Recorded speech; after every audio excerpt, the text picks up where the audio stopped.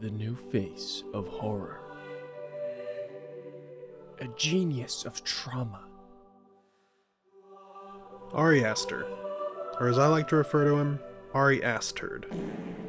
Everyone seemingly loves this guy. Yeah, well, I've hated this guy for as long as I can remember. But as much as I hate his stupid face, I've always recognized the promise he shows as a director. The man's got an incredible eye for visuals and a writing style that's unmistakably his, for better or for worse. But the issue I've always had is promise can only take you so far. There's a reason that Fat Mac only existed for one season. You can only cultivate mass for so long before you're just being a fat piece of shit. Ari Aster was Fat Mac in my eyes for many, many years, cultivating mass, also known as dog shit, self-indulgent movies. And as much as it pains me to say it, Aster finally harvested.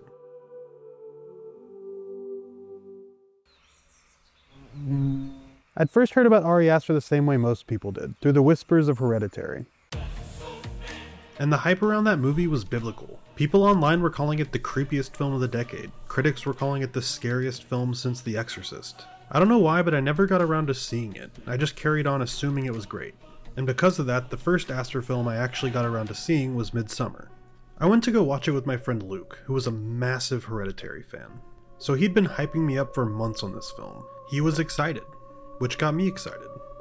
And it started off great. The opening scene where Danny's family's taken from her was amazing. The relationship between Danny and Christian, the codependence, the gaslighting, the toxic relationship, it all worked and it worked well. And oh my god, that transition from the door in the house to the plain bathroom, I literally gleeked in my pants. I even loved how uneasy Aster was able to make me feel in this bright, beautiful Swedish landscape through that initial mushroom trip scene. It showed true vision. But, unfortunately, this is where the positives end, and they ended fast. Because after that first 30 minutes, something changed. Aster had gone through all this trouble to set up this emotionally grounded story, something real, something you could feel, and then he just threw it off a cliff. The movie completely abandons all logic. Every character loses every ounce of self-preservation or basic human instinct. They watch people jump off cliffs and go, "That was really, really shocking. I'm trying to keep an open mind, though." That was weird. Anyway, let's stay here for 2 more days. I'm sorry, but the moment an old lady's skull pops like an overripe watermelon on a big-ass rock right before my eyes, I'm fucking gone. I don't care how polite the cult is, I'm not staying for dinner to drink some more period blood lemonade. And that's one of the biggest things that annoys me about Midsommar. It treats its own characters' stupidity like it's some form of spirituality. The characters don't really act human, and the movie seemingly doesn't really want them to. Because in order to tell the story Aster envisions, they need to essentially be pawns in this weird morality play about grief and codependence. But that causes a huge issue in this film for me. I'm someone who values characters I can find a bit of myself in, because by doing so I'm able to strengthen my connection to the film itself. But that's impossible here because nobody in this movie seems to care about themselves in the slightest. So why should I give a fuck if they die? For example, let's look at Christian. Now I get it, this guy is no saint. He's emotionally distant, maybe he's manipulative, obviously he's kind of a dick. What? But Aster writes him like his own personal punching bag, crafted carelessly from his own spite and guilt. The movie doesn't just want him to die, it wants us to cheer for it. And it goes way out of its way to humiliate him in the process. And apparently it's not enough just to burn the guy alive, first you have to drug him, parade him into a barn, and have him raped by a group of singing women. All this while his girlfriend watches from a flower throne like it's the Bachelor Pagan edition. And I'm literally sitting here in the theater thinking, this is the new face of horror? A Disney sing-along during a sex crime? And to make things even worse, my entire audience at the theater was dying laughing during this scene. Like full-on belly laughs. I felt like I was in the Twilight Zone. It was disgusting. Now I understand this likely didn't happen in everyone's showing of the film, but it really grossed me out. And even apart from the laughs, this was the most tonally confused, smug, and emotionally hollow sequence I've ever seen. And when it's all said and done, when Christian's stuffed inside of a bear suit and lit on fire, the film treats this as an act of empowerment, like Danny's trauma is suddenly justified, and that being sad gives her the moral authority to commit second-degree murder. This film just came off feeling like it was made by someone who got bullied in middle school, never got over it, and decided to take fictional revenge on whoever it was giving him swirlies after 5th period. I walked out of the theater angry, not just disappointed, but truly angry. Because Midsommar wasn't just a movie that didn't work for me, it was a movie that made me feel like the person who made it was probably a bad person. There was something about his worldview that rubbed me the wrong way. The theme of punishment disguised as art, that joyless, nihilistic tone beneath every frame. It made me feel like I'd glimpsed into the soul of someone who took pride in people's suffering and wanted me to applaud him for it. And that's the day I decided. I don't just hate Midsommar, I hate Ari Aster. After Midsommar, I wanted to just forget what I'd seen. I didn't want to think about that stupid movie or Ari Aster ever again. But try as I might, as much as I wanted to get Aster's dumb face out of my head, he was everywhere. Anytime I opened Letterboxd, there sat another 5-star review. I couldn't open my YouTube feed without seeing countless Ari Aster interview clips. I saw countless think pieces with titles like Ari Aster understands grief better than you, and every time I saw one, I felt more and more trapped. Midsommar as a film didn't scare me, but Ari Aster's haunting presence stalked me every day, like a nerdy, balding Michael Myers. So I did the only thing my perfectly sane human brain could think to do, and that's double down and turn on Hereditary. The movie that supposedly changed horror forever, a masterclass in tension. And in fairness to him, maybe Midsommar was just a slight misstep by a great artist I was yet to understand. And to top everything off, Luke swore it would redeem Ari Aster in my eyes. Well, it didn't. Right from the start, I could feel the same crusty-ass fingerprints all over it. The perfectly framed dinner table shots, the slow pans, the oppressive silence that screams, "I'm an auteur." And sure, it's gorgeous. The miniatures, the lighting, the framing, it's all beautiful. But beneath that, it's the same brand of misery I'd already been so put off by in Midsommar. Every character felt like a lab rat designed to suffer in increasingly creative ways. Once again, instead of strong, believable characters, Ari crafted these perfect little pawns willing to walk headfirst into the grisly fates laid out before them. You've got the mom, Annie, and I'll admit, Toni Collette gives the performance of a lifetime, screaming her soul out. This poor lady spends the entire movie crying, sculpting miniature trauma dioramas, and weaponizing grief like it's her job. Which I guess it is kinda. But as great as her performance is, she never really feels like a fully realized character, simply a device to portray the trauma Aster inflicts on their family. Because nobody admits anything they've done! Then there's the dad, and I swear to fuck this entire man's function in the movie is to sigh loudly. Just pure resignation wrapped in a beige sweater. Throughout most of the film, all he does is wish he was with anyone but his kooky-ass wife. But he never really does anything. He just kinda quietly accepts his fate like the movie itself is bullying him into being there. Next, there's the daughter Charlie, and honestly, her weirdness and disconnect kinda makes sense because she's, spoiler alert, possessed. But that leads us to Peter, the teenage son who's perpetually stoned, miserable, and communicates almost exclusively through nervous exhales. All this while seemingly being allergic to any kind of accountability, which I guess you could chalk up to just being a teenager, but bruh. This kid straight up decapitates his sister and then, oopsie, I'm gonna go take a nap. And I won't lie, this scene shocked me. I think I dropped an IRL holy shit in my living room when I saw it. But it never fully pays off in the way it needs to in order to not feel like subversion for subversion's sake. And from that moment on, the movie just sinks deeper and deeper into despair for what feels like 4 hours. We just watch this family disintegrate in slow motion while Aster stands behind the camera like Mr. Burns whispering, "Isn't pain beautiful?" Well, since you're asking, no Ari, not the way you do it. I just felt like I could feel him moralizing it, like every ounce of suffering was there to prove a point about how we all deserve the things that destroy us. The same tone from Midsommar crept in. That sense of divine punishment, of every character being doomed, and not because of demons or fate, but because they had the audacity to be human. Which is hilarious because none of his characters even felt human. And beyond me just being pissed off at how fucking long this movie is, I remember sitting there and thinking, this guy doesn't even really make horror movies. These are just guilt trips with pretty cinematography. And by the time the naked cult people showed up chanting in the attic, I was already done. That was it. The hatred was confirmed. It wasn't a fluke. It wasn't a bad day. The movie ended and I just sat there staring at the credits thinking about how badly I never wanted to see another movie by this man again. So, obviously I went straight to his IMDb page and found out he released a little short film in 2011 called The Strange Thing About the Johnsons, and decided to watch that.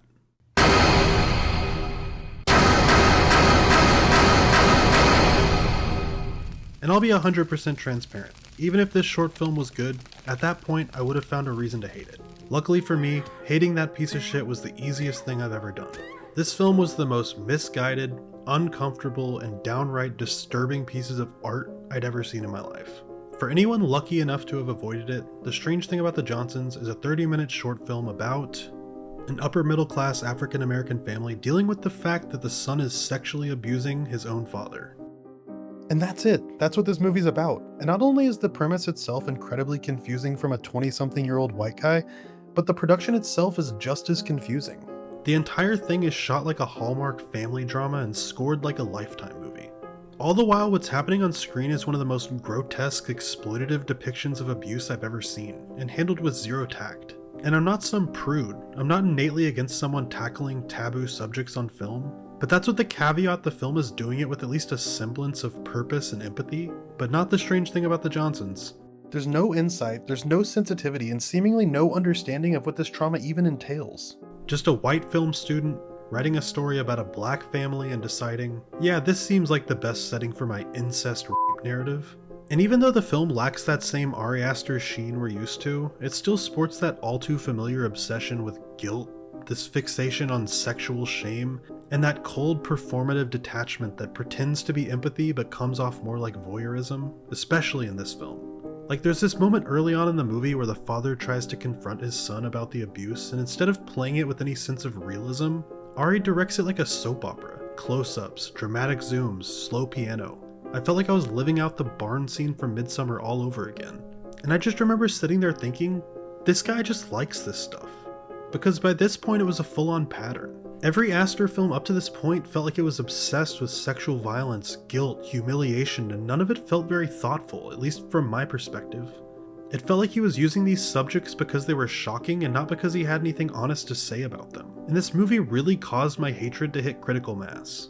The Strange Thing About the Johnsons was the nail in the coffin for me. It's the moment I realized once and for all, there's not some big redemption arc here. Ari Aster isn't some misunderstood genius. He's just a guy who keeps poking the same wounds over and over and gets applauded for it.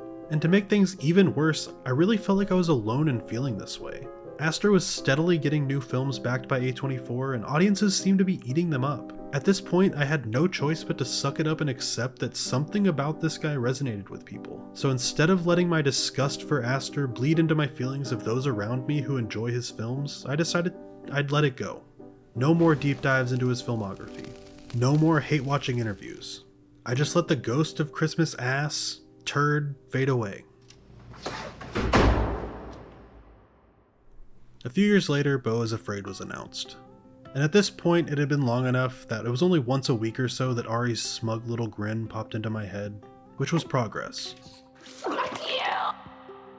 I'd originally decided against seeing Beau is Afraid, not so much out of spite, I just didn't want to go see it, hate it, and then go have to read a bunch of raving reviews about it, and then feel even more alienated from all my film nerd friends. But as the reviews started rolling out, this film was a bit different. The discourse around it was more mixed. People weren't calling it a masterpiece this time. They were instead calling it weird, confusing, and divisive. Some were saying it was a career-ending disaster, and others were saying it was his magnum opus. So, there I found myself, in an empty late-night showing of an Ari Aster movie. And weirdly enough, this one's more of a mixed bag for me. I mean, this thing's way over long. Like, holy shit, this thing felt like it ran for an eternity. But on the flip side, it's visually gorgeous. I didn't even know it was possible to perfectly visualize what a panic attack actually feels like. But when everything's said and done, it really does just kind of feel like an expensive way for Aster to work through his anxiety and mommy issues. And I don't really feel like that justifies spending $40 million on a film. There's no real restraint, there's no pacing, it's just this endless parade of anxiety and guilt that runs for over 3 hours and at times feels like cinematic waterboarding. And yet, I didn't really hate it. Because beneath all that noise, there was something about it that actually felt honest. For once, I didn't feel like he was pretending to say something profound about grief or humanity. It felt like Aster finally dropped his mask and said, yeah, this is just me, I'm the problem. And weirdly enough, that worked for me, at least a little bit. Don't get me wrong, it's still self-indulgent as hell, but it's his indulgence. It felt self-aware in a way his earlier stuff didn't. And it also helped that for the first time, I wasn't alone in thinking that this film was too much. I was actually seeing reviews about this movie saying exactly what I'd been screaming into the void about all of his films for years. I don't know if it's some form of narcissism, but it felt like the world was finally catching up to me. And in the end, I didn't really like Beau is Afraid, but I didn't hate it as much as I thought I would. It was still the same self-indulgent misery circus that I expected, but at least the ringmaster finally realized that he was the clown. It's crazy the story even continues from here, because you'd think by now I would just stop torturing myself and not watch his movies, but that wasn't even an option for me this time. I started a film podcast with a couple of my fellow YouTuber friends, and of course they had to talk about his new film, Eddington. And needless to say, my expectations were in the dirt. A COVID period piece? Are you fucking kidding me? I can't wait to watch Ari Aster's metaphorical reimagining of his experience of the most depressing few years of most of our lives. I was already exhausted. But duty called, so I went. My fingers were literally itching to write a bad review for this smug little trauma merchant. But something weird happened. As much as I wanted to, I didn't hate it. In fact, I kinda liked it. At this point, I'd spent years building this man up in my head as my cinematic arch nemesis, the Joker to my letterboxed Batman. But Eddington just wasn't what I expected. The film follows Joe, this down on his luck small town sheriff in a New Mexico town during peak COVID. And this guy is fucking pathetic. But not in that Aster wants you to laugh at him way. He's genuinely human. And for the first time in any Ari Aster film, I didn't feel like I was just watching a puppet getting tortured. I felt like I was watching a person with free will being the mastermind of their own demise. And Joe is an interesting and thematically rich character. I call him pathetic, but he's not afraid to fight, he just always picks the wrong battles. Instead of fixing the cracks in his own life, he charges headfirst at things that make him feel powerful. He lets his marriage rot, his home life fall apart, he lets his own guilt fester. All because facing those things would mean he's admitting he himself is part of the problem. So instead he builds this fantasy villain in his head, the evil mayor, the symbol of everything wrong in his town, his life, and maybe even the world. And that's who he fights. Because it's easier to wage war on a monster than to look in the mirror and see the one staring right back at you. And I didn't know how to react, because I knew that feeling. And that's something I hadn't experienced before with Aster. I could actually see myself in Joe, creating this monolithic villain in my head as a way of avoiding facing my own shortcomings. In his previous films, it always felt like he took so much pleasure in punishing these characters. But Joe felt different. He didn't feel doomed. He had every out. His fate was avoidable, but he let his own hate push him too far. And even though this character does much worse things than pretty much any protagonist in an Aster film before it, I still wanted him to make it out of the other side of this thing. And it's not just the characterization that works. Almost miraculously, the COVID period piece works too, never feeling preachy or overly cynical. And even the social commentary worked. In fact, it took a pretty balanced take, never fully villainizing either side. And then there's the comedy, because yes, Eddington is actually funny. The goal is to be white abolitionists, and that means actually changing institutions, dismantling whiteness, and not allowing whiteness to reassert itself. But we're pretty much light years away from that. Are you fucking retarded? There's some genuinely hilarious moments in this movie that caught me off guard. The humor gave Eddington something none of his previous films had ever possessed. A fucking heart. For years, Aster's been obsessed with making his characters suffer, but here he finally let me as a viewer understand why they needed to suffer. He still tortures Joe, obviously, he's Ari Aster, but this time he shows why the pain matters and gives us a reason to care. There's empathy beneath the cruelty. And that's what hit me the hardest, because for the first time, Aster's misery wasn't a punishment. He'd finally made a movie where suffering wasn't the entire point, it was just a path to understanding. And when the credits rolled, I just sat there quietly for a while, because I realized something terrifying. I had to go online and say nice things about Ari Aster. In terms of ratings, I'm going 9 out of 10. I got a ripe, wet, meaty, juicy 6. But so Nick, if you love the first 2/3 of this movie and you hated the last third, shouldn't you give it at least a 7? No. Well, not that nice, obviously, which is kind of why I'm making this video. I was kind of put off by Eddington's ending, which you can kind of see from my rating. It felt kind of random, like Aster didn't quite know how to land the plane. And honestly, a part of me just didn't want to like it. Even on our podcast episode, I downplayed how much it affected me. Sure, I said some nice things here and there, but I couldn't quite let go of my old biases. I'd spent years just being the guy who hates Ari Aster, and that's not something I could just drop overnight. But in the months since, I've found myself thinking about Eddington a lot. Scenes will just pop into my head at random. Joe laying in his bed using his phone as a companion, even though his wife is right there beside him. The look in his eyes right before he makes yet another terrible decision. And I realized, I wasn't just thinking about this movie to shit on it.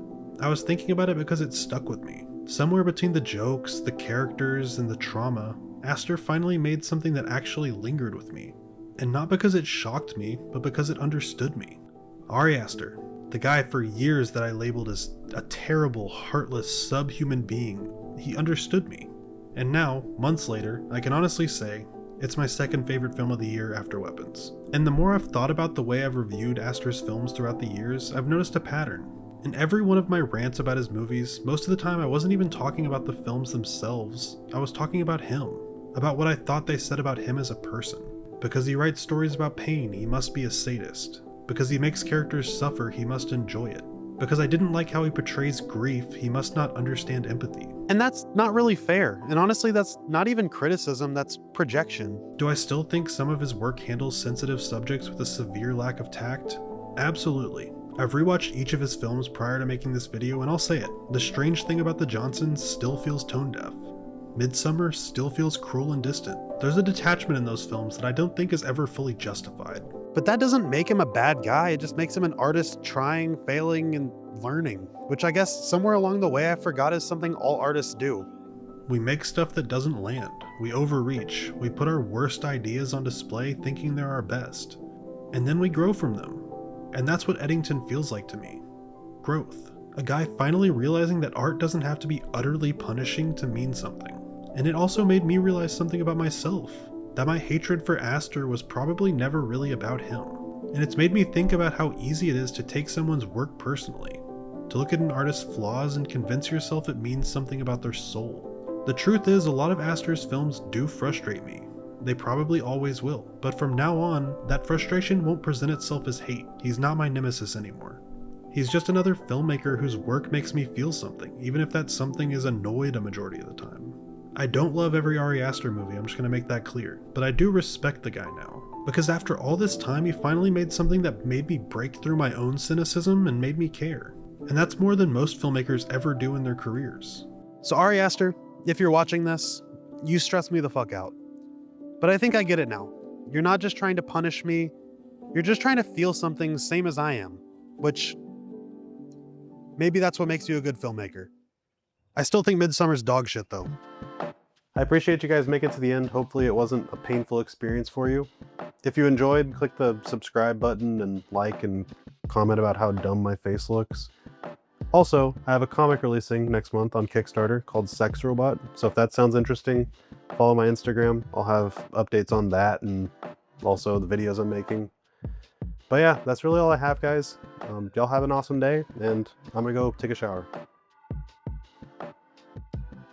Hold on to your vaginas.